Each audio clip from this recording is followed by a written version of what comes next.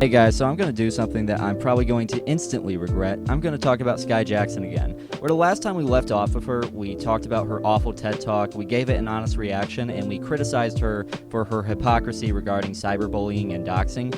This time we're going to be looking exclusively at her Twitter shenanigans. Now we're going to skip right to the aftermath of the Doxapalooza and look at what's happening with her right now because it's most relevant to this situation. Because she's been causing a bit of a fuss on Twitter recently about how she's taking 100% responsibility for falsely doxing people. Here's a tweet just posted on her Twitter of her apologizing to the 13-year-old guacamole memer, and I love how she's more concerned with addressing the false allegations that the kids' parents lost their jobs rather than clarifying how she made a mistake and how people need to stop harassing these children. And her actual apology is so disingenuous that it hurts to read. Why would you apologize to your Twitter fans and your critics instead of the children directly? Your audience doesn't need an apology, your victims do. And I find it really insulting that you are contacting yet another 13-year-old who is allegedly their friend, even though it's a pointless thing to post because nobody will ever know that for sure. And in order to prove that's actually who they are, you'd have to end up doxing them too, and that would only bring more backlash to your Twitter. And sharing your private DMs with them to vindicate yourself from the accusations that the kid was expelled and that their parents lost their jobs is not only petty as hell, but it also shows where your priorities are on this. She's not taking any responsibility for putting these children in danger. She's not taking any responsibility for sicking her personal cancel party on them. This is not responsibility. This is damage control for your reputation. A good example of this is how you responded to screenshots from 2014 when your Twitter was hacked and went on a shitposting spree. Nobody relevant is making an actual argument that you posted these yourself. You were clearly hacked. However, people are circulating these screenshots because your only criteria for doxing people is based on either what you find on their social media or what screenshots your followers send to you.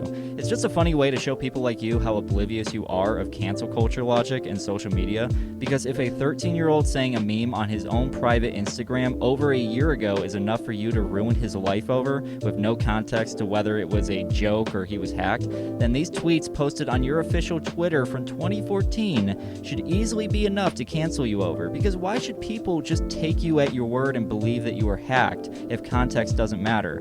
Like, you do realize you fit into your own criteria for labeling people as racist and homophobic, right? And the media reaction to this is exactly as you'd expect. Cosmopolitan is writing articles supporting her and unironically said, she's exposing racist teenagers and some adults. Even the people who are shilling out for her are blatantly acknowledging that a majority of her victims are minors and still somehow don't see a problem with what she's doing. And here's a really good one that I will read out loud to you. People need to stop wondering if Skai should be exposing racists and start asking, why is she single-handedly doing the jobs that these teens' parents and schools and etc. should be doing in the first place? There's not enough oxygen left on this planet to sustain a brain this big. Well, okay, thank you for literally making my point for me on this. If these kids are doing anything that's worthy of discipline, it should be left behind closed doors between them and their parents, not ass blasted all over social media by some clout-chasing actress and having enough of their personal information put out there for people to find out where they live and further harass them. She clearly knows enough about her victims to dox them, so why isn't she just contacting the schools and the parents and leaving it there? Why does she need to send the cancel party to harass and bully these kids as further insult to injury? I guess there really isn't enough oxygen to sustain brains that big. And a lot of the media praise apparently has to do with how hard she works to vet these people and make sure they are 100% racist, even though she's literally doxed the completely wrong people before and even blatantly pressured colleges and schools she's been contacting to not even conduct an investigation into the people she contacts them about. She is literally okay with someone who might be completely innocent being expelled from their school due to a fake screenshot or having their Twitter hacked, than to wait for the places she's contacting to double check her sources and investigate the situation themselves. Which brings us back to the topic of responsibility, because how are you going to make it up to the people who lost opportunities to get into their dream college because of you doxing them and getting them expelled because of this Doxapalooza? Are you going to give tuition money to the people whose college hopes and dreams were ruined for no reason? Or pay the unemployment for anyone who lost their jobs because of you? And let's say the worst case scenario happened and someone killed themselves because they couldn't handle the constant harassment and bullying from your followers. How in the hell would you make that up to them? But you said sorry to your audience, so I guess it must be okay now. And you may have taken down a fraction of the controversial information leaks, but you still have a lot of leaks up and available on your Twitter. And you left the docs of those kids up long enough for people to archive that information and circulate it among your more radical followers. How are you taking responsibility for falsely doxing people and targeting minors in particular if you still have people's doxed information on your Twitter? If you are really being responsible, you take down all tweets doxing people regardless of the circumstances, because you've gotten enough people's information wrong to provide skepticism for everybody.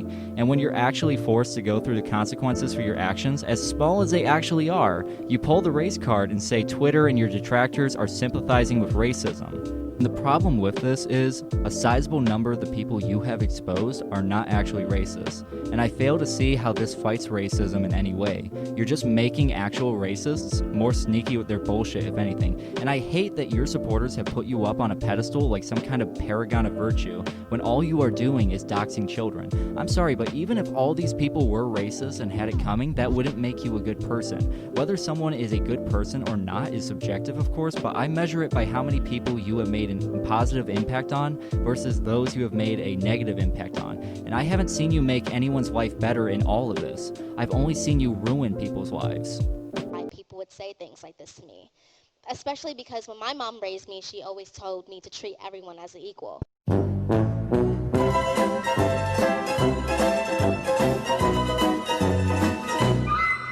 Well, that's going to be it for this video. I'm just honestly done talking about this absolute joke of a human being and all of her excuses for her bullshit. But if you liked the video, please consider liking and subscribing. Comment down below so you can tell me what you thought, because I really want to hear what you guys think about this video. And I'll see you guys in the next video. Bye-bye.